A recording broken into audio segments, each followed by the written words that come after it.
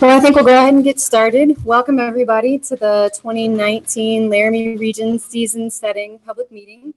Welcome to those of you here in the room. We really appreciate you taking the time to join us tonight. And then welcome to those folks online. We are able to live stream this event, so we will be fielding questions both from folks that are here in the room and from folks that are participating online. So just a couple of housekeeping notes before we get started.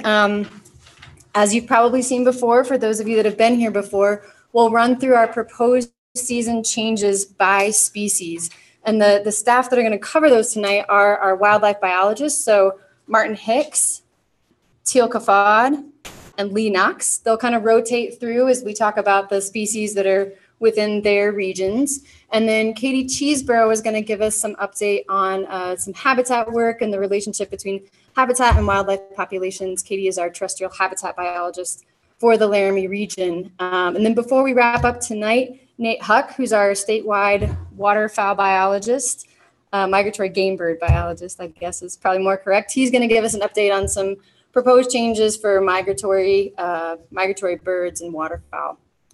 Let's see. There's a lot of game and fish folks here, and we really encourage you, if you don't want to ask a question right now in the group, we really encourage you to find one of us at the end of the meeting and come up and let us know what questions you have or what comments you have. Speaking of comments, we have our proposed seasons that we're going to talk to you guys about tonight. Those are written out in a packet up here on the table. So if you didn't get one of those, make sure that you pick one of those up. That's the written copy of what we're proposing. And on the front of that is a written comment form. We really strongly encourage you to write your comments down. That way they're not coming through us as a filter as department employees, but you can write your comments down directly, and all those comments will go to the Game and Fish Commission. So we certainly encourage you to do that. You can give them to us tonight. Otherwise, they have to be submitted by 5 p.m. on April 1st, and we'll provide you with some information on how to do that. You can do that online, or you can do that by mail. Any questions so far?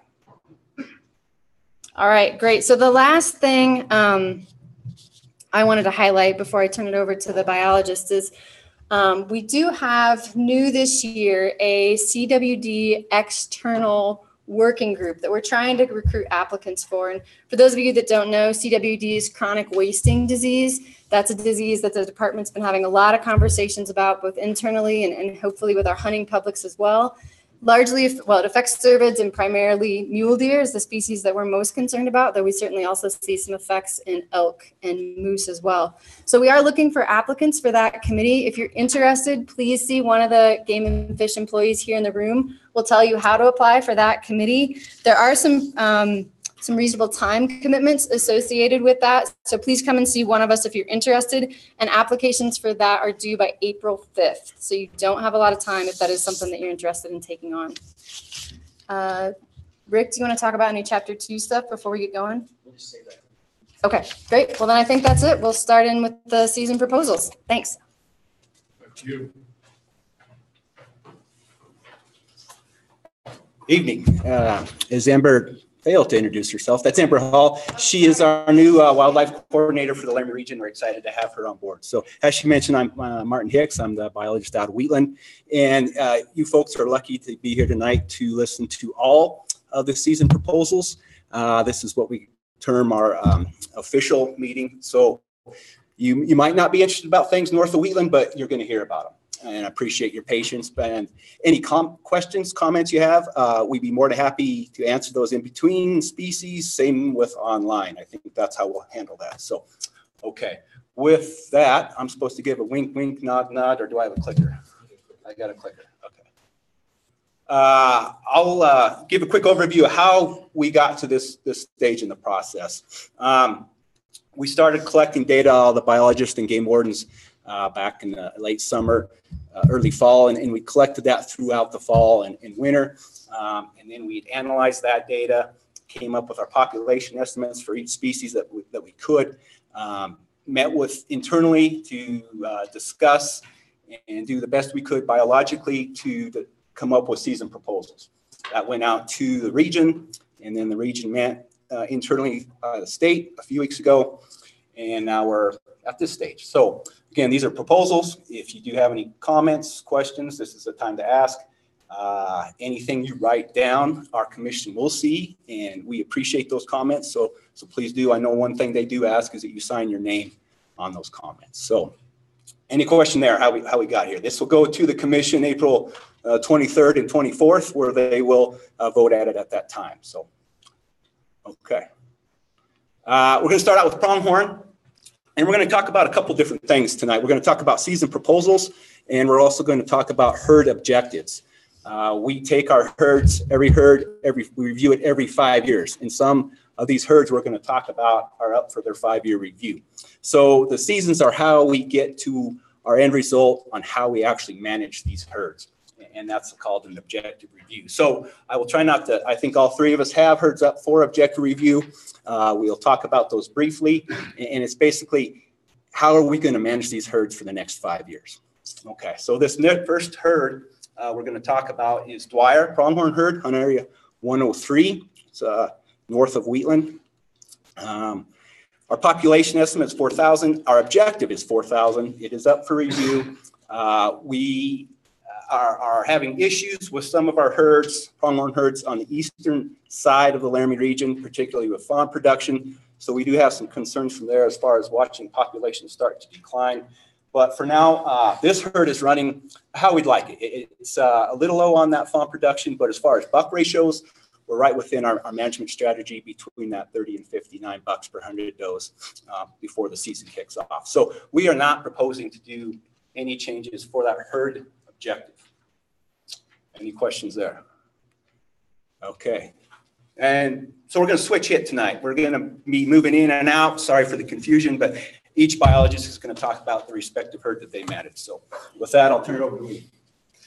I'm Lee Knox. I'm the Laramie wildlife biologist. So we'll be talking about Iron Mountain pronghorn, which is Hunt Area 38. So Hunt Area 38 is up for an objective review. The population objective is about 13,000. We're sitting just a little bit below that. Kind of like Martin mentioned, on the eastern side of the state, we're seeing lower fawn production than what we would like. This ratio in particular was even lower on that side because it goes from Laramie all the way to I-25. So we're a little concerned about that. Buck ratios are, like Martin mentioned, right in the middle of recreational management. And we propose to keep the existing population objective and continue to manage towards that goal. We do have a season change on the 38 type 6 licenses, the Doe fawn, reducing those by 200 to help address that really low fawn crop that we've had. Any questions on pronghorn 38? All right, this is Hunt Area, or this is the Centennial pronghorn unit. This is basically Hunt Area 37, 44, and 45, mainly west of Laramie, up against the base of the Snowies. This is also up for an objective review. We are not proposing any objective reviews in this herd unit at this time. The objective is 14,000. We're a little bit below that at 12,700, and we want to continue working towards that goal. Managed, and you're going to see this kind of same story for the most part, that fawn ratios were just a little lower last year for whatever reason, if it was precip or something was going on. Buck ratios are right where we'd like them, right in the middle of that recreational management opportunity.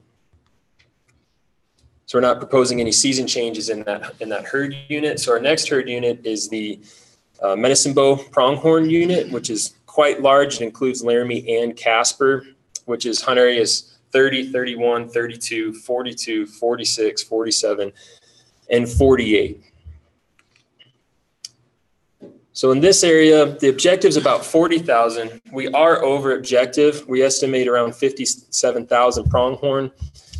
The fawn ratio is actually doing really well at 68 fawns per 100. That means we're probably at least stable, if not growing, in that population. The buck ratio is actually hitting the upper end of recreational management. We would normally be providing a lot more opportunity in this herd, but currently there's an ongoing research project with pronghorn and the effects of wind energy, and we have 80 collared pronghorn in Shirley Basin. And we're seeing a fairly high winter mortality on those collared does. So we're a little concerned that about increasing licenses at this time, because we'd really like to see what the effects of winter come out this summer. So a portion of the Casper hunt areas, we do have a few callers that went up north into the Bates Hole country, and we're not seeing that same mortality, and they'd like to provide a little bit more opportunity. So in hunt area 31, we're looking at increasing the type 1 by 50, the type 6 by 100. In hunt area 32, increasing the type 1 by 100, the type 6 by 100, and the type 7 by 75.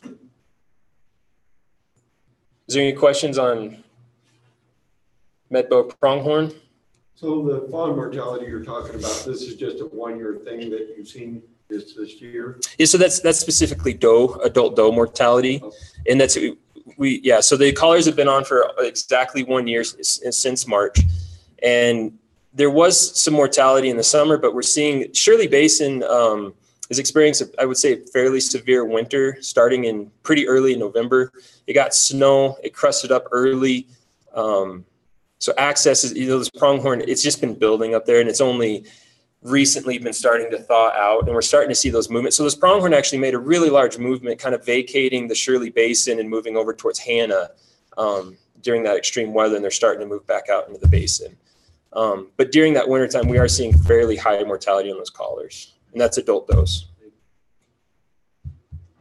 Any other questions? Yes, sir. So we can assume the fawns are taking a hit in there too, right? Last year's fawns? Yeah, I would Can you repeat the question for the So the question is, would we expect to also see a high mortality in the fawns as well? And yeah, typically, if you're seeing high mortality in mature does, you're probably seeing high mortality in yearlings as well as fawns. So we would expect come next August to see few yearlings in that population. I'm Teal Kafad, the Saratoga wildlife biologist, and I'm going to start off with pronghorn hunt area 50, which is the Elk Mountain pronghorn herd unit. So as far as our population objective, we have a postseason population objective of 5,000 pronghorn. Our 2018 postseason estimate was 5,100 pronghorn. So we are increasing in trend with the Elk Mountain antelope herd unit. Our preseason fawn ratio was 53. Our preseason buck ratio was 35, which was somewhat of a drop from what it has been the last couple years, maybe an effect of sampling bias, but a little lower buck ratio than we've been seeing the last couple years. Recreational management strategy in this herd as well. So we're looking for 30 to 59 bucks per 100 does. So we are within that recreational management strategy target. We are reviewing the objective for Elk Mountain antelope this year, and our recommendation is to keep it at the existing postseason population objective of 5,000 pronghorn. The only change in Area 50 that we are proposing this year is an increase of 50 Type 6 licenses for a total of 200 Area 50 Type 6 licenses. We continue to have some private land damage situations, and we can provide some access to those private lands for hunters if they're wanting to access some private lands. So we do have some room to move there. We're increasing in trends. So just proposing an increase of 50 licenses in pronghorn Area 50. Area 52, this is Iron Springs, a portion of the Iron Springs pronghorn herd unit. Population objective in Iron Springs is 12,000 pronghorn. As you can see, our postseason estimate for 2018 is quite a bit higher than that population objective. We're at 14,000 pronghorn. Our preseason fawn ratio was 52 juveniles per 100 does. Our preseason buck ratio was 56. As far as 52 is concerned, we were exceeding the recreational management strategy. We were actually at 69 bucks per 100 does this last year. And that's both in the northern portion of Area 52 and the southern portion of 52. The change that we're proposing this year for Area 52 pronghorn is an increase of 50 Type 2 licenses for a total of 200 licenses. You'll see the limitation for these Type 2 licenses is any antelope valid south of the North Spring Creek Road, whereas the Type 1 licenses are valid in the entire hunt area. This is the only license type in Area 52 that was not increased last year. So we do have some opportunity to increase that license type because of where we're sitting in regards to the objective. Any questions regarding Elk Mountain pronghorn or Iron Springs pronghorn?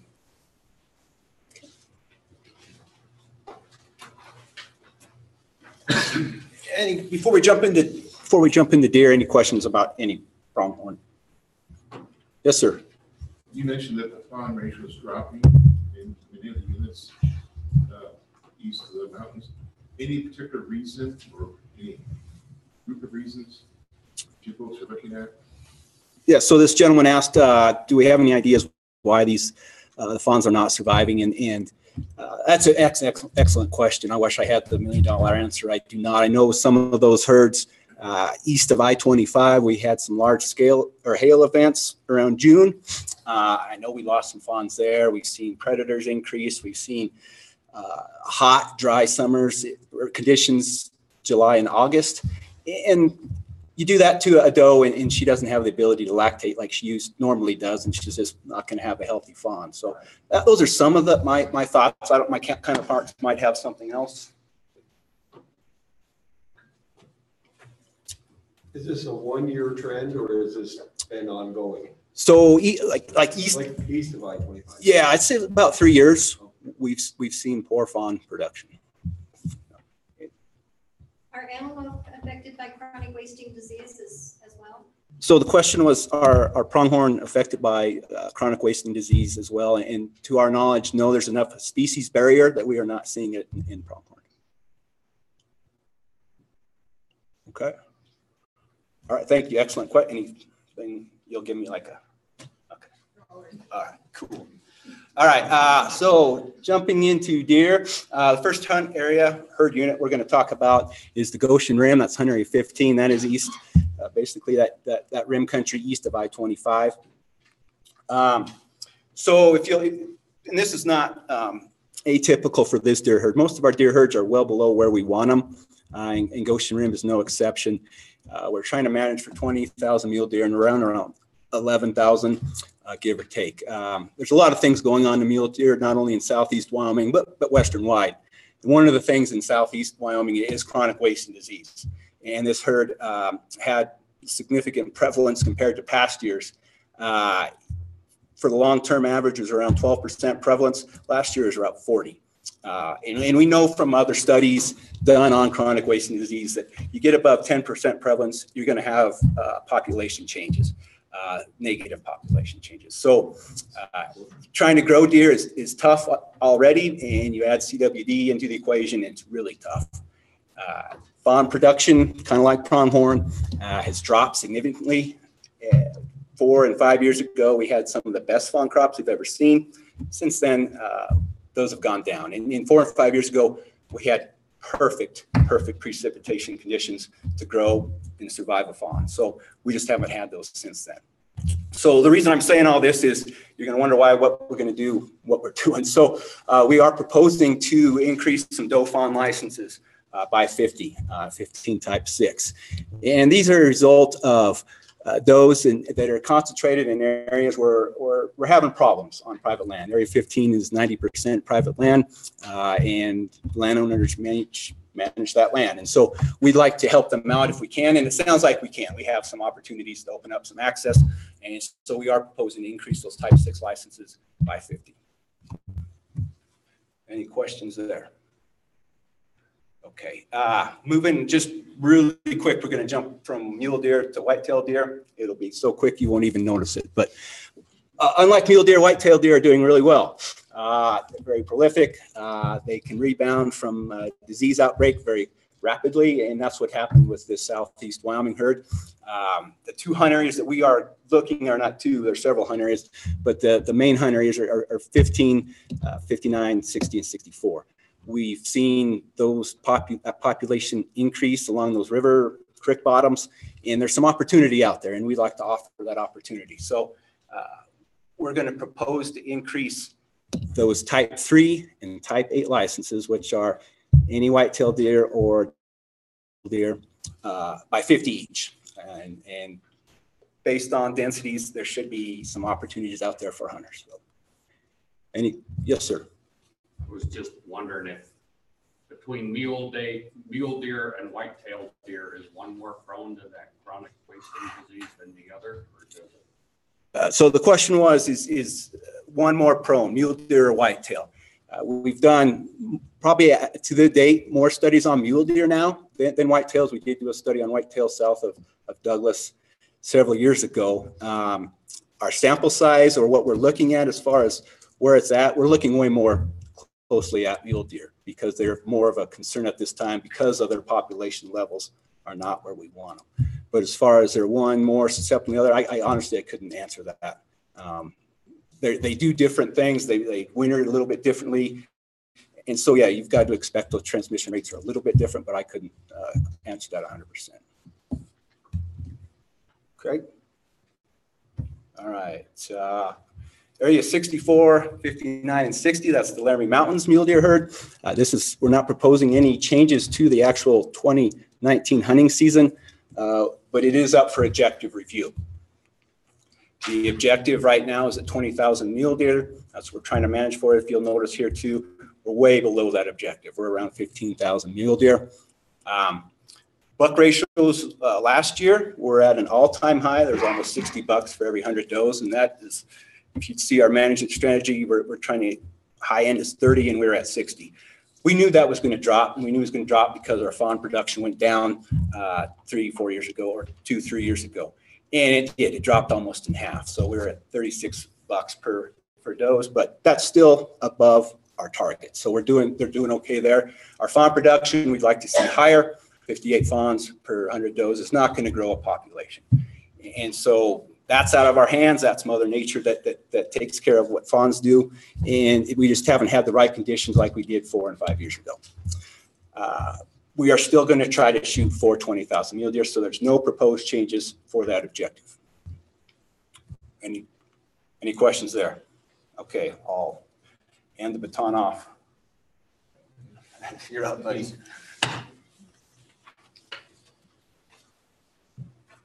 All right, so this is Lee Knox again.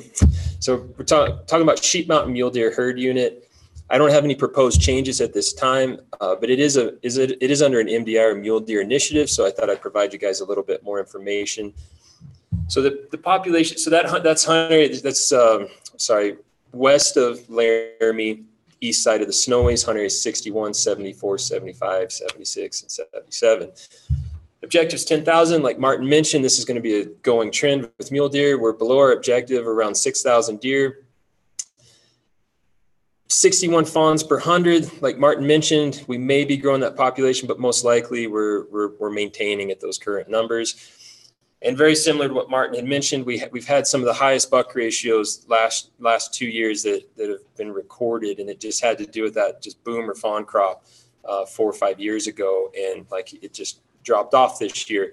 So the buck ratio did decline, but we're still above that recreational, at the top end of recreational management. Things are doing pretty good. So just kind of for comparison, how things are going, hunter success is up. We're at 32%, which the 5-year average was 24%.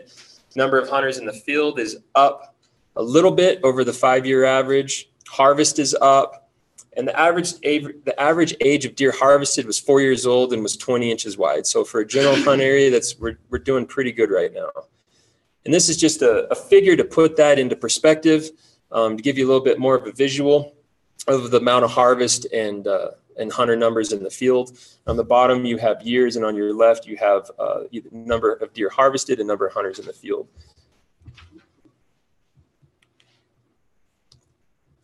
And then as well as kind of an interesting fact, just the percent of harvest in the age class. This is from teeth that we collected during our check stations, and you can see that 25% of the deer were 4 years old. Pass it off to Teal. So I'll cover Deer Hunt Area 70, which is Shirley's, Shirley Mountain Mule Deer Herd Unit. Our population objective there is 7,500 mule deer. Our postseason estimate was 6,300 mule deer. Postseason fawn ratio was 63, so we're doing fairly well on the ground as far as fawns are concerned there. Postseason buck ratio was 32. So we are above that recreational management strategy where we're aiming for 20 to 30. As far as the sample size that we get during our classifications with the Shirleys, it's fairly small. So just kind of keep that in mind when you're looking at those ratios. We do get a pretty small classification sample size. The only change that we are proposing for Area 70 is to the Type 6 license. We are proposing to close that season. This was a license type that was developed to try to address some private land damage situations, and those damage issues have been resolved. So we are just proposing to close that Type 6 license season. Any questions on Area 70? Okay, so I'll jump into Platte Valley mule deer. Because this is an MDI or mule deer initiative herd, although I'm not proposing any changes this year, I did want to kind of brief you on what's been going on with that particular herd unit. Again, this is the Platte Valley mule deer herd unit, hunt areas 78, 79, 80, 81, 83, and 161. We've got a postseason population objective of 16,000 mule deer in the Platte Valley. Our 2018 postseason estimate was just under 11,000 mule deer, 10,800 mule deer. If you guys remember back to last year, 2017 postseason estimate was 13,000 mule deer. So that's quite a jump. I think there's a couple things contributing to that. We've been at an average of 59 fawns per 100 does for the last 3 years, which is certainly pulling that number down. As well as you'll notice our 2018 postseason buck ratio was 35 males per 100 does or females. Now this is above our recreational management strategy. However, it's quite a decrease from what we've been seeing as far as our postseason buck ratios. 2 years prior to this, we've been looking at mid 40s as far as our buck ratios were concerned. So those two things are probably contributing to that lower number that we're seeing as far as our postseason estimate. We are reviewing the objective for Platte Valley mule deer this year as well. I'm proposing to keep it at 16,000 mule deer, and that's postseason population objective again. As far as the mule deer initiative, when folks were going through and creating the MDI plan, there were several secondary objectives that were created to ensure quality of hunt or address quality of hunt concerns. So I just want to touch on those briefly for you guys so you could see where we were at in terms of those secondary objectives. And again, this is part of the MDI plan, quality of hunt concerns. So 30% of our field check bucks from Platte Valley mule deer herd unit last year in 2018 were greater than 24 inches, and that's antler spread. And the goal is 20% of the sample. So we're sitting pretty darn good as far as that secondary objective is concerned. Hunter satisfaction, our goal is at least 60%. In 2018, it was 75% hunter satisfaction. So again, doing well as far as that secondary objective is concerned. Our buck harvest success, we're aiming for 40% or greater. In 2018, it was 62% buck harvest success. So again, we are doing well as far as that secondary objective is concerned. There was a handful of 30-inch or greater than 30-inch deer killed in the state this year. A couple were from the Wyoming range. 2 of them were from Platte Valley mule deer herd unit as well. So just kind of an interesting note for folks that are looking for 30-inch deer. We had at least a couple of them in the Platte Valley mule deer herd unit. We need pictures. I don't have any, unfortunately. They didn't come through me.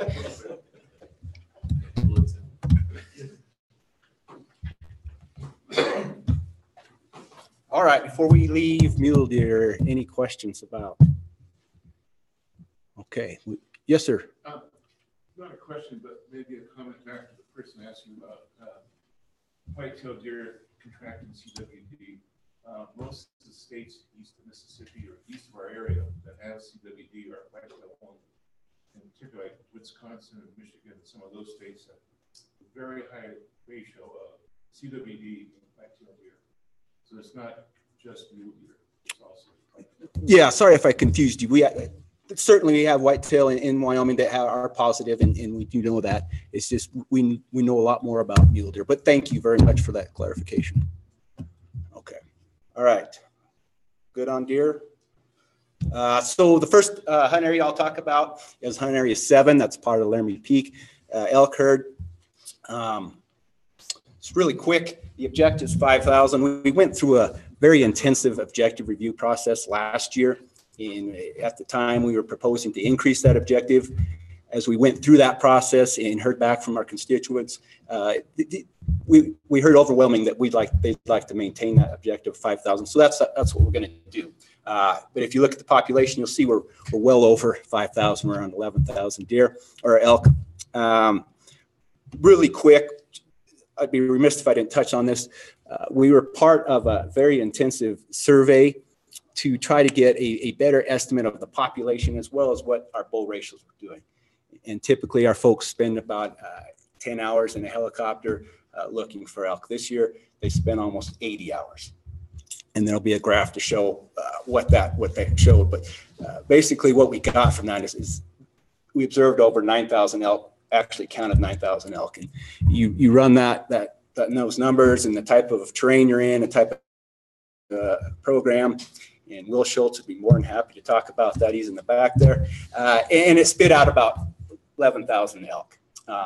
That's a lot of elk. And so we are going to continue to have very liberal seasons and lots of licenses. The big thing is, yes, this is my slide. If you look, all you're looking at really there is the number of bulls we count every year. And typically it's 300 to 400 bulls. This year is 1,400. And that's just a matter of flight effort. We forced ourselves to look everywhere. And when you look everywhere, you're going to find more bulls. And we certainly did here. And we're pleased with the bull ratios. We're pleased with the quality of bulls that are out there. That class 1 and class 2, all that means is how we look at those bulls as far as an age breakdown. A class 2 is an older bull, a 6-point or better. Class 1 is below that. And we were concerned about class 2s. And this showed that, hey, when we spend the time and the effort, the bull ratios are doing well. There's a lot of bulls out there. I don't know if I have. Yeah, so this graph shows the average harvest age of bulls is around 6 years. That's a great bull. And so we're pleased with how the bulls are doing. We just need to now continue to work on bringing this population down. And that'll be a monumental task, but we're up for the challenge. So the only thing we are proposing, we're not proposing to decrease or increase licenses. We're just proposing to switch them around, to shift some licenses. And those are those type 7 licenses. If folks have ever hunted up there, a type 7 license, it's a January only season. And through that objective process, we heard loud and clear that the folks that are managing the land and where these elk are in January are more than tired of the season. And so we're going to shift most of those licenses, in fact, 200 of those licenses onto a type 6. So there'll only be 50 type 7s available for 2019, and the rest will be that August 15th through December 31st season. Any questions there?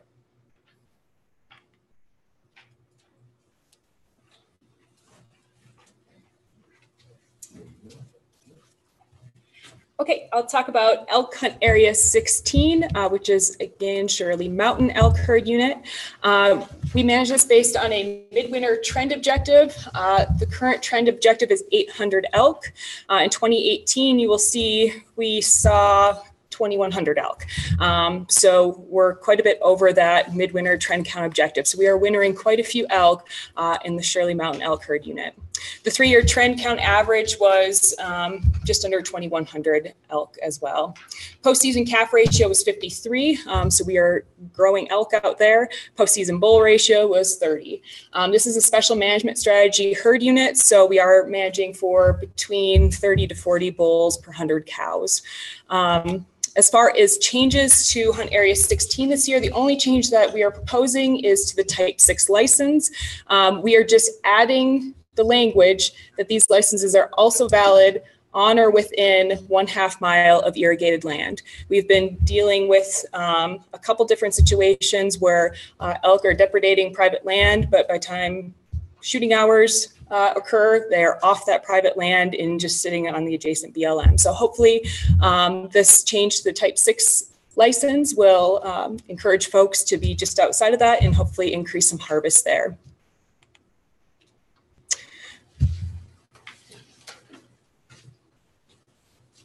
All right, snowy range elk. So snowy range elk includes hunt areas 8, 9, 10, 11, 12, 110, 114, and 125. Population objective 6,000. We do estimate we are over that at 9,000. Calf ratios at 39. We're probably still growing elk. For a general hunt area, we have 30 bulls per 100 cows, which is pretty dang good. So we're doing pretty well.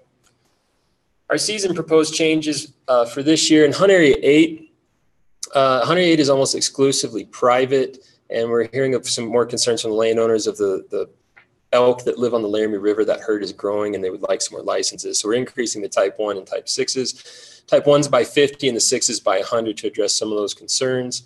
And so the other big change would be hunter areas 9 and 10.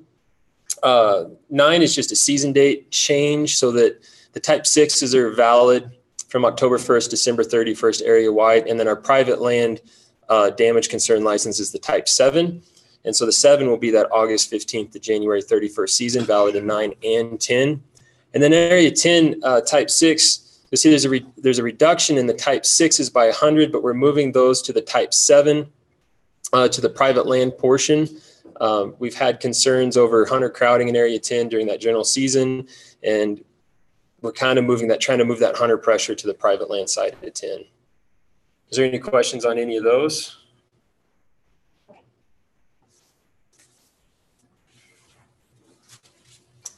So on the west side of the Snowy Range elk herd unit, we've been dealing with a lot of damage situations, basically from August until just this last week. So we've got a lot of elk down low in the valley right now, and we are hoping to increase some harvest, especially in the cow-calf side of things.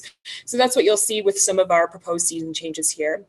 So for Hunt Area 12, Type 6 licenses, we are proposing a 50 license increase for a total of 200 licenses. For our Type 7s, which are valid in multiple hunt areas, 12, 13, 15, and 110, we are proposing an increase of 25 licenses for a total of 125 licenses. For Area 110, Type 6, we're proposing an increase of 50 licenses for a total of 100 licenses. And then for our 125 Type 1s, we're proposing an increase of 50 licenses for a total of 250. And for Type 6 licenses, we're proposing an increase of 100 licenses for a total of 300. Again, we've got quite a few elk down low, and they're there pretty consistently, basically August through now. So we're hoping to address that with some of these cow tags. They were at one time trying to get access to some of those checkerboard lands west of the highway and north of town. Is any of that happening? It's still complicated. Yeah. Well, I talked to the game warden up there one year when I didn't fill early, and he's like, yeah, they're across the highway, but you can't get to them. And they were trying to work out something where they would send you in with someone else to babysit you, I guess, which I understand that private landowners want to make sure that the rules are being followed. Yeah. So it's in the works. Yeah, it was not that successful, but we're trying to figure out how we can make that a more successful hunt for folks. And so look for that down the line. Yeah, implementing some of those strategies to make that a more successful license. So I threw in just a couple of graphs, and I'll just go through these real quick. So we had concerns in the Laramie meeting about, it looks like we're reducing licenses in Area 10, but all the other hunt areas we're increasing. So just to give you an idea, even though we are above objective, we're estimating that population is trending downwards towards the objective. This being the elk population, the bottom being years, the left being elk in thousands. And this is a really messy graph. Really messy. All right. So the kind of the point is all the hunt areas in white have kind of maintained lower harvest, and those are 8, 9, 114, 125, 11, and then you have hunt areas 110 and 12 where we're proposing an increase, and they've been fairly steady. And then the line is red is hunt area 10, and you can see that it's kind of maintained harvest similar to 110 and 12, except for there was a time period where we put about 800 cow tags on the landscape and killed a lot of elk for 3-4 years. And we feel like that did an adequate job. And that's kind of why you're seeing that reduction back down to kind of match some of those other hunt areas. And we're off to Sierra. You're back. We're off to Sierra Nevada. It's Madres. Okay, so I'm going to talk there too. I'm going to talk a little bit about elk hunt areas 13 and 15 specifically, because that's what is in the Laramie region. But this is those two hunt areas are part of the Sierra Madre elk herd unit. So we've got a population objective in Sierra Madre elk herd unit of 5,000 elk, and that again is postseason. 2018 postseason estimate is just at 7,000 elk, so above the objective. Postseason calf ratio was 39. We were right in there with 13 and 15. We saw 38 calves per 100 cows. So we were pretty similar to kind of the herd unit calf ratio. Bull to cow ratio was 30, and that's herd unit wise, 30 bulls to 100 cows. Over on the 13 and 15 side of things, we were quite a bit lower than that. We were at 23 bulls per 100 cows. And this is a recreational management strategy herd as well. So we're targeting, we're hoping for 15 to 29 bulls per 100 cows. So as you can see, herd unit wise, we're slightly above that with the 30 bulls per 100 cows. As far as 13 and 15 proposed changes for 2019, we are looking at making it a 2-week any elk season. So as you guys can see, last year, 2017, for a couple years, we've been running it where it's basically an antlered elk opener, an antlered elk limitation for 7 days. So this year, we're proposing to change it to October 15th opener through the October 31st, and it'll be valid for any elk. And that's both for 13 and 15. Now, the 21 side of things is going to be a little bit different. They're going to be sticking to that antlered elk opener. So knowing where you're at is going to be very important this year with the 13 and 15 side of things, switching it up a little bit. Any questions? So moose, I will cover snowy range moose. Snowy range herd unit includes hunt areas 38 and 41. We aren't proposing any changes in snowy range moose herd unit this year, but because it's a statewide interest, I do want to touch on kind of where we're at with the herd unit. So we managed this on a midwinter trend count objective of 75 moose. Our 2018 midwinter trend count was 120. 3-year trend count average was 163 moose. So this year, our trend count was the lowest count we have gotten in the last 3 years. So we've had 201 moose counted, 169 moose counted, and then 120 this year.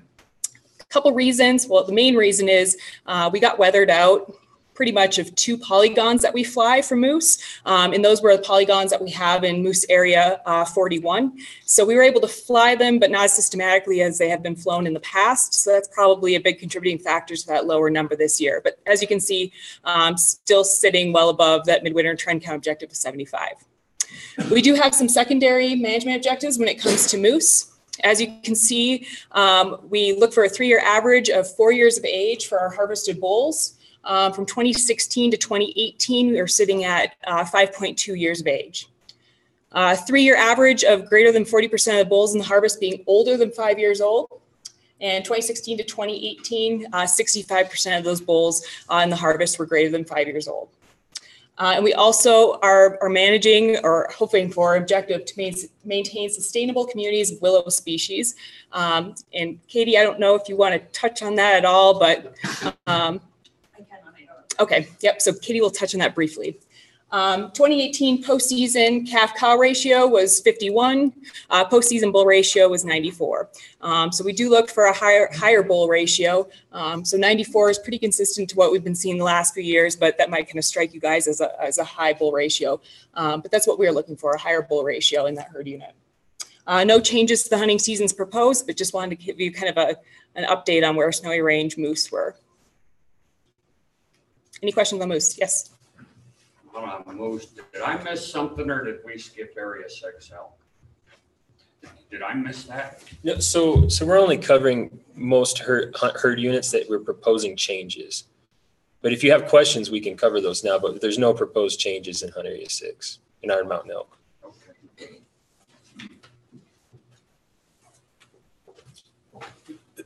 That answer your question, sir? Yeah, you're fine. Thank you. Okay. We'll move on to bighorn sheep. The first hunt area up is hunt area 19, Laramie Peak. There's no proposed for the season, but it is up for an objective review. This is managed a little bit different than the herds we've already talked about. It's not a numeric objective. It's based off a limited opportunity. It's a very small herd compared to area 7 elk. So we've got a small sample size we're working with is when we do get biological data to the size, to the point where we really can't estimate the population. So we changed this objective 5 years ago. We're now looking at trends in harvest success and the age of rams. And if you look at those numbers, we're right where we want to be. We're well above our 75% success rate on a 5-year running trend, and then our 5-year running average, and also for the age. This last year, it was 7. The 5-year with 2018, that 5-year average was 7 years old. That's perfect. We're doing just fine, and these are great metrics to gauge what this herd's doing. So we are not proposing to change anything for the objective for Laramie teak bighorn sheep. Any questions for area 19? Yep, one of you. So Encampment River herd unit for bighorn sheep is hunt area 21. Same thing as far as secondary management objectives. We're looking for that 75% hunter success. So from 2014 to 2018, we've had really good success, 100% success. We've only had 3 hunting seasons within that 2014 to 2018 time period, but 100% success nonetheless. We are looking for the 5 years running average age of harvested rams being between 6 and 8. As you can see, we're sitting really well there as well. 10.8 years of age was the average age from 2014 to 2018. And then we also look for documented adult rams in the population. We've made several observations of adult rams. We do have some collars out on the ground, working GPS collars that hopefully we can get a visual on ewe and lamb groups this year, as well as some rams. So we'll be able to hopefully get a little better classification sample. But our postseason estimate this year was 50. Lamb ratio was 38 and ram ratio was 54. We got a whopping classification sample size of 25 sheep though, so take it for what it's worth. But hopefully these collars will help us get a little better visual on these sheep in upcoming years so we can get a bigger sample size.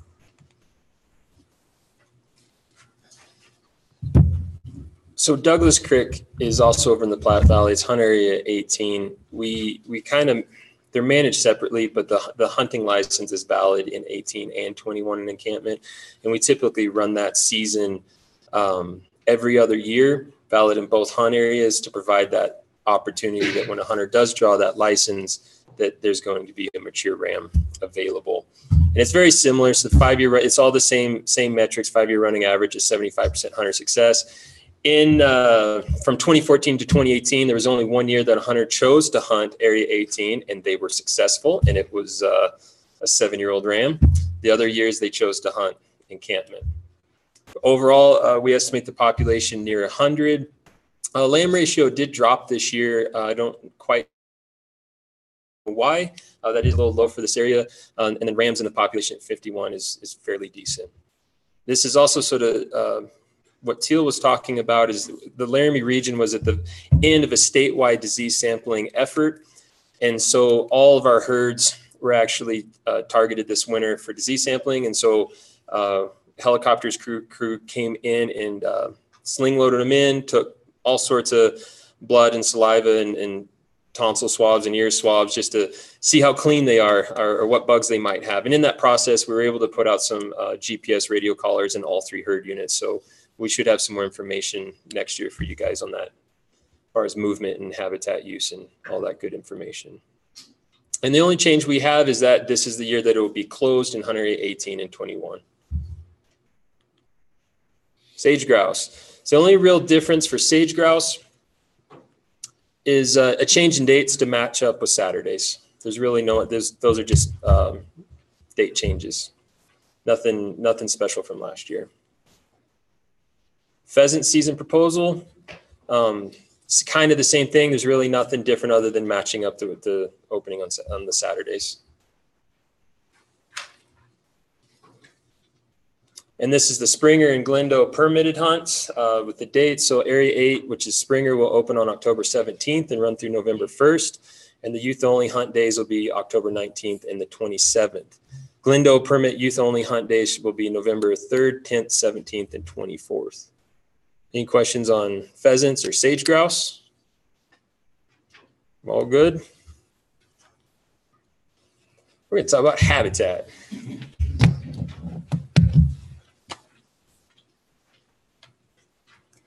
Hi, I'm Katie Cheesebro. I'm the terrestrial habitat biologist for the Laramie region. I'm mostly located in the Platte Valley, but I wanted to touch base with you guys on habitat because obviously habitat is very important to all of these species, particularly I look at big game species, but I also deal with sage grouse and things like that. But I wanted to touch really briefly, since we're looking at some moose habitat in this photo, Teal had mentioned that the objective for our moose herds is to have sustainable willow communities. And although we haven't done willow surveys ourselves, the University of Wyoming has done some project work in the Snowies looking at kind of moose habitat. And one of the things they found was that our more palatable willow species, the plain leaf willow, is doing okay.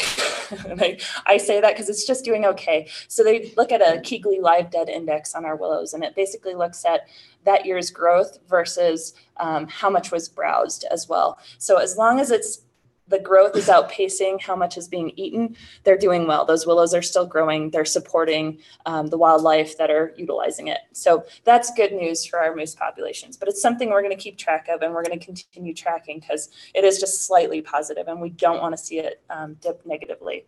So that kind of gives you an idea of how we're using habitat to inform our population decisions. And that's kind of what I'm going to get into here.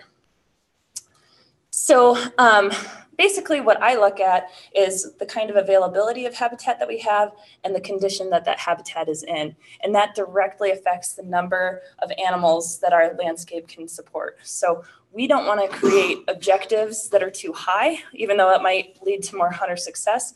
If we're putting too many animals on the landscape that they're eating themselves out of house and home, we're not going to have quality animals for you guys to hunt, and you're going to start seeing population declines. So some of the things we look at are forage availability and quality, thermal cover or security cover, water distribution across the landscape. Is the issue that there's no water near good habitat? Can we relocate water there? Would that help redistribute the wildlife or livestock? We're also, I'm sure you guys have heard about all the efforts with migration corridors lately. So looking at migration corridors and habitat connectivity, making sure those animals are able to get from their seasonal habitats without expending too much energy. And then we also look at disturbance factors, whether that's human disturbance from energy development or roads or travel management, things like that. That's all part of this habitat issue. So I've got some graphs here. You don't have to pay too close attention. I'll walk you through them. But some of this may explain some of the fawn production issues we've been talking about tonight. And I'll try and walk you through this. So the top graph is, this is for the Platte Valley mule deer herd unit. And it's just looking at precipitation. So on the y-axis here, we've got precipitation in inches. On the x-axis, we have years. This goes back to 2012 through 2018. And all I really want you guys to focus on are the large blue bars. And that's just annual precipitation for that herd unit. The smaller bars just show growing season precipitation. And so that pretty much says we get most of our precip in the winter, which you guys already know. And then the lines going across is our 30-year precip average. And then this is just our growing season precip average. So as you guys can see, 2012, this one right over here, has really low precipitation. If you guys remember that year, we had a lot of fires. We had the Arapahoe fire up in Martin's Country. The Squirrel Creek was also 2012. Yep. So we had some big fires, and you might notice that once again, we are nearing that 2012 precip level. And for the past, looks like 5 years, we've been steadily decreasing in precipitation. So one thing that I want to show you here with the bottom graph, this is production and utilization sampling on our Pennock Wildlife Habitat Management Area. So on the y-axis, we're looking at forage production in pounds per acre. So I basically go out and I clip grass and I look to see how much forage was produced over the growing season. And then on the y-axis, we've got years. And the pink, or I guess these are red bars, are basically how much forage was produced. And the purple bars are how much the wildlife utilized. So I go back out in the early spring and I look to see how much the wildlife ate over the winter. So as you can see, Our precipitation is tightly tied to our production. It mirrors it perfectly. So this is in 2014. If you look from 2014 on this graph to 2018, our production mirrors our precipitation directly. So forage production also mirrors our fawn production, it seems like. So as we're steadily seeing decreases in our fawn production, this might help explain it. There's other factors, obviously, but this is something that we can look back on and see, why have they declined for the last 5 years? What's going on the ground? What does our habitat look like? How is the weather affecting that? And other things we can look at with precip are the chances for those large catastrophic wildfires that are happening. How does that affect our hunting seasons? How does that affect our populations? How does that affect the habitat? Okay, the other thing we're doing is some more long-term habitat condition monitoring. So weather and production are kind of year to year.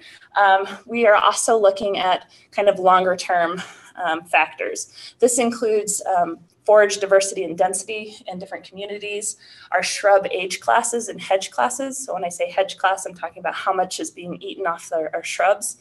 Invasive species, so things like cheatgrass, thistle, hound's tongue. There's tons of them. How is that affecting our habitats? Conifer encroachment, whether that's into aspen communities or juniper encroachment into our shrubland communities. Also disturbance history and overall site function. So what you're looking at here is a map of the Platte Valley. Sorry, I'm kind of Platte Valley centric.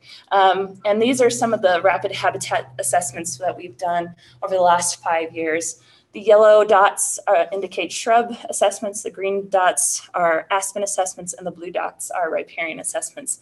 And we're really trying to get a look at the total seasonal range of the mule deer herd. So where we used to only monitor in winter range, now we're really looking at all of their seasonal ranges as a whole. How do their migration corridors look? How does their summer range look? How do their fawning areas look? And this is a picture of one of our wardens, Biff Burton, helping me out with some of these assessments. They're pretty fun. I've got a cool job. And so lastly, after looking at habitat condition and doing all this monitoring, we can kind of see where we're lacking in our habitat. And these are just a few photos of some examples of habitat work that we do. And we do prescribed burns to kind of get some disturbance back into the system, get those older age class shrubs or aspen regenerating. So younger shrubs have more nutrition than older shrubs. So we want to make sure we have a diversity of age class across the landscape.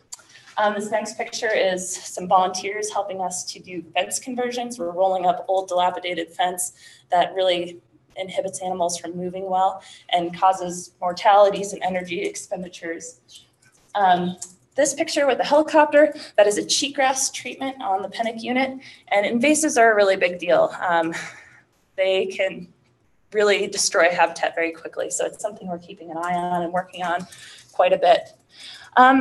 Some of these other things, this is an aerator with a cedar on it, and this is another way to introduce disturbance into the system, and that's in a shrubland community. We've got some juniper removal, and then this right here, this is a dozer doing some aspen ripping.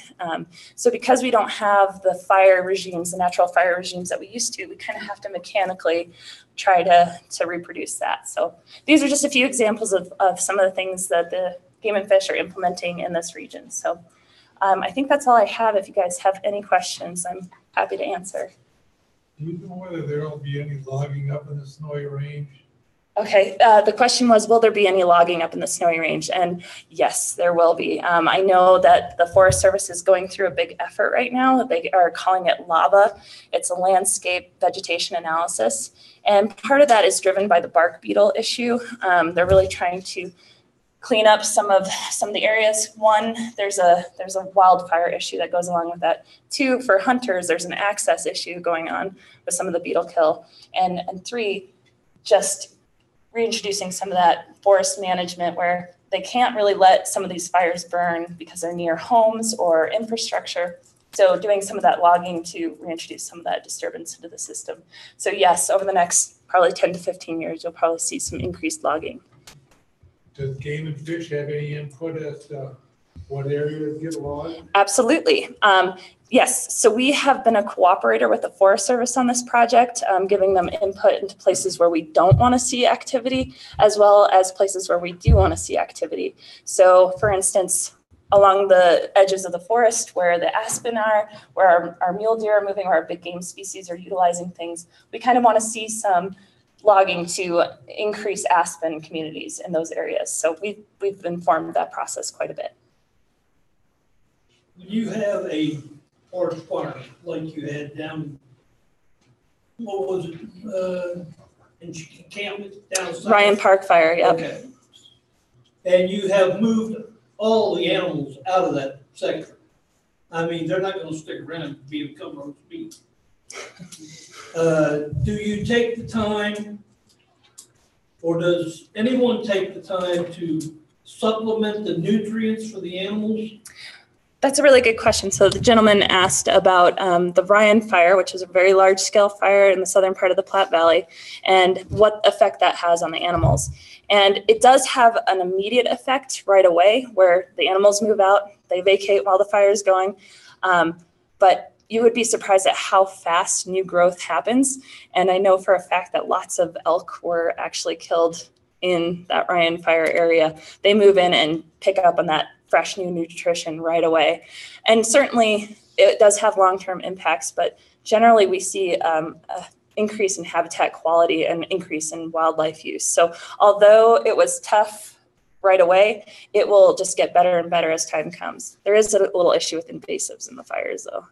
That's like telling a guy on the street, you're starving to death. Don't worry about it. It'll be okay. It'll be okay. You can get a hamburger out of a garbage can. Yeah. I know that for a little while it was tough and they were displaced, absolutely. But keep in mind how much habitat is around there that they were displaced to. And I don't know if either of you saw effects from the fire. So on my side of the mountain, I guess the Badger Creek fire, something kind of interesting that we did have at that time was we had collared moose that were in the center of that fire, and we also had collared mule deer, neither of which left the burn. They actually stayed within it. They stayed to some of the riparian areas within it and kind of worked it out. It was interesting. And I think there's going to be some research coming out because there has been so many large scale fires across the West that they're going to be looking at mule deer habitat use within fire compounds. So we might learn quite a bit from that.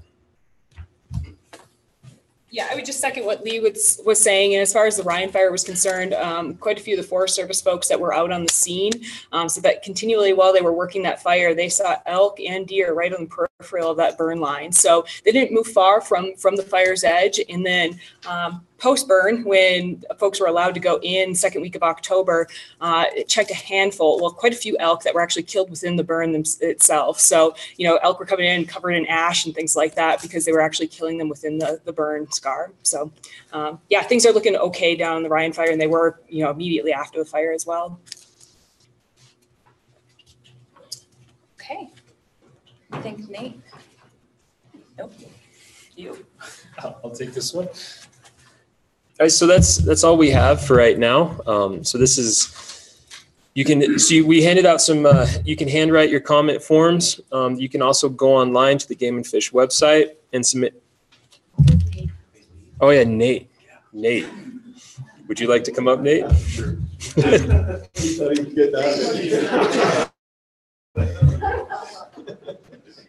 So when Nate's done, you can submit your comment forms by April 1st.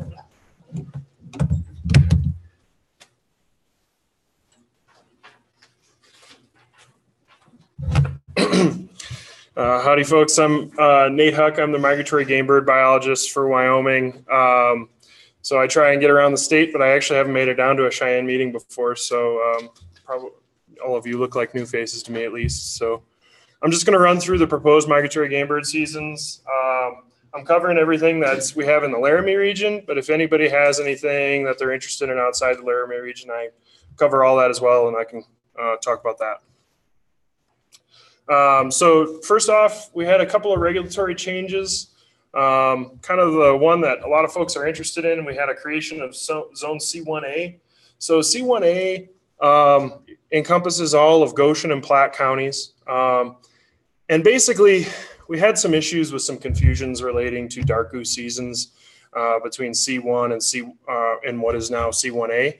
And so we just made that and a zone on its own. And basically, it doesn't change anything federally, so we still have to set duck seasons in C1 and C1A as they are all going to be the same. And this is what that looks like. You can kind of see, anyway, Goshen and Platte counties are here, but still C1 and C1A all have to have the same duck seasons. The other one, if anybody has looked at chapter 14, there's a lot of red and blue on the first couple of pages. And basically, we used to adopt the Federal Register as part of our regulatory process. This basically just meant that we were adopting all those federal rules that relate to migratory bird seasons. In the future going forward, because of some date issues that we have with the Federal Register, we're not going to do that anymore. We're only going to adopt the baiting rule. And then we wrote in all of the migratory bird rules that are federal. These were always regulations that people had to abide by. You could find them in the brochure. And now we just wrote them into our own regulations, so they're just easier for our law enforcement folks to enforce. And one thing that I've gotten a lot of questions about, if you look at the first page, you'll see a red strike through on the 3-shell restriction for shotguns. It just moved to the next page, so it's still makes its way into the regulation. So yeah, you still have to have only 3 shells. Another regulatory change that we had relating to the Springer Reservoir refuge was we had a couple of just refuge differences that we had to address. This first one was just kind of an issue with interpretation. You can see where that red arrow is. We just had some people who, depending on how you read it, you could have read it differently. And so we just made sure to fully define exactly what we were saying there. And then we also had this other one, which relates to a private landowner along the east side. That's Highway 85 along the eastern edge there. And that landowner, you can see there, just kind of pulled out of the refuge, was interested in being able to hunt on his own property. So we wrote in a description to allow that. And then the last regulatory change I think I'm going to cover is relating to the Bump Sullivan managed goose hunt. And basically, we've had some interest in people who didn't necessarily like where the blinds were located. They didn't like how well the blinds were brushed. And so this is going to allow people to hunt within 50 yards of the blinds that they're choosing to hunt. And so they can make their own blind if they want to. They can hunt out of a layout blind, but just gives people some more flexibility to allow that. And then we also had, there's some blue language there. That was always a rule. You still have to move. You still have to move your vehicle if you want to move where you're going to hunt within that Bump Sullivan managed goose hunt. And then there's a bunch of more red language there. Basically, none of it has really any major impacts. We had the condition of the pits. We still ask that people don't damage the pits, but we just aren't going to have it in regulation. And so for the new zone C1A, this really isn't any major changes. It all looks new, but that's just because that's a new zone. This is just a one-day shift in the weekend to match up with the weekends. That's what we see for ducks and for geese. And the limits and everything else is going to maintain. And then just kind of as status quo for bonus blue wing teal, the first 16 days of the season, you can shoot an extra 2 blue wings. We'll see a reduced pintail bag limit. This is because they've kind of hit an equilibrium where they just really want to sit right on the line between 1 and 2. So they just have been bouncing back and forth. And with winter conditions, they'll probably bounce back up again this next year. And youth waterfowl seasons are September 21 and 22. Zone C2, this is kind of our earlier seasons. You can see we just did another one-day shift there to match the calendar. We did have a larger shift in dark goose seasons just so that we could allow hunting over the holiday, the January 1st, the New Year and Christmas holidays. And then the same thing, bonus blue wing teal for the first 16 days of the season. Another reduced bintail bag limits in the youth seasons will be September 14th and 15th. Sandhill cranes, we see this area mostly has the general hunt areas on the eastern portions of the Laramie region. And again, just a calendar shift to match those season dates up with the weekends. For any of you interested in those limited quota areas, we did see a reduction in permits. We had to reduce permits statewide just due to population status of those birds. And there's our hunt areas. You can see area 7 kind of encompasses the eastern portions of the Laramie region. Like geese, we had another calendar shift there, but we also have a few liberalizations.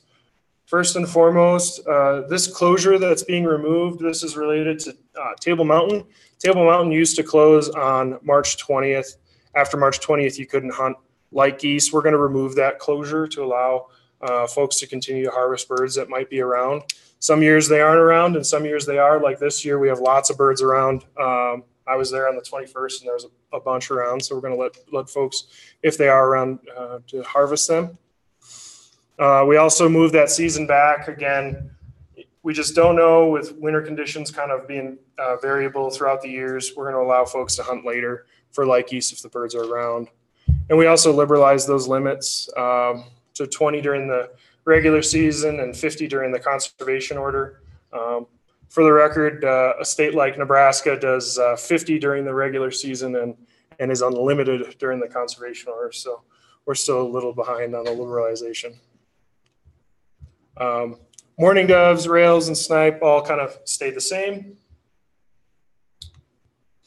And then future stuff that I kind of wanted to go through really quickly was we're going to be doing a hunter survey on and just getting a better idea of what our hunters really preferences are for seasons. We see some varied opinions. We see folks that are interested in later duck seasons. We see folks that are interested in earlier duck seasons. And so we want to get a better idea of what our hunters really want. So we're going to look at season dates and zones as well as limits and shooting hours and even the potential for early goose season. I know especially around Laramie and Saratoga, there's birds around and that people might want to harvest. And so if you get one of these surveys, if you're a migratory bird hunter, please respond. Really appreciate all those. And then I'm going to I'll just glass over this one real quickly. There's a proposal out of Nebraska to shift the dark goose closing dates. It now closes, moves around, but closes on the Sunday closest to February 15th. And there's a proposal that it just ends on a firm on February 16th. So if that's something you're interested in, depending on your interests, talk to me afterwards and we can kind of hash that out and see where your interests lie there. I'll just skip over that. And we do have one other thing that we're kind of just briefly going to cover that we had I had an idea and some other folks are interested in and allowing some more opportunity on the Springer itself. And so potentially looking at opening up the southern end of Bump Sullivan of Springer itself to that Bump Sullivan hunt, to limited hunting opportunities that folks, if we see lots of birds that are using some of those fields and some of the wellness ponds there. And so if people can take advantage of that. And that's something that we're interested in doing, not this year, but next year, and just kind of getting an idea of what folks think about that. But with that, I'll take any comments or questions that folks might have. Yeah. You know, it seems that in Springer, the duck season opens up on the same day as the general licensed deer season.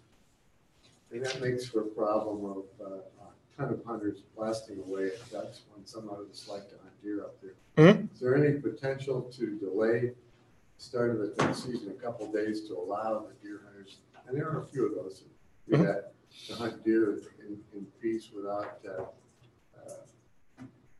the great amount of frustration that comes from all the duck hunters running around? I guess, so the question is if we can potentially look at shifting some of the duck season dates around to a couple of days. Yeah.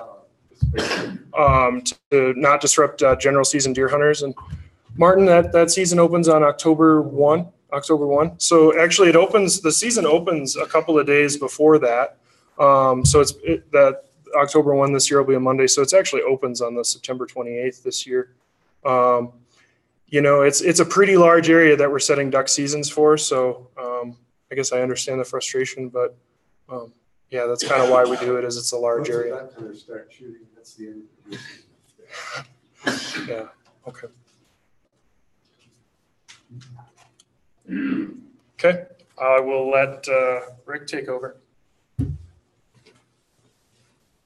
All right, I know you guys have been sitting in this hot room for a long time, so I just wanted to cover two things really quick, and then we'll break. We're going to stick around, and we'll take any questions that you have. We can have some discussions on whatever topics you have, and we'll do that here in just a break. But we have two proposed regulation changes. One pertains to the recovery of game animals from the field. And so we've always had a regulation that requires you to retrieve the edible portions of meat from the field. And the way that regulation has always read, it says that you had to make a reasonable effort to retrieve edible.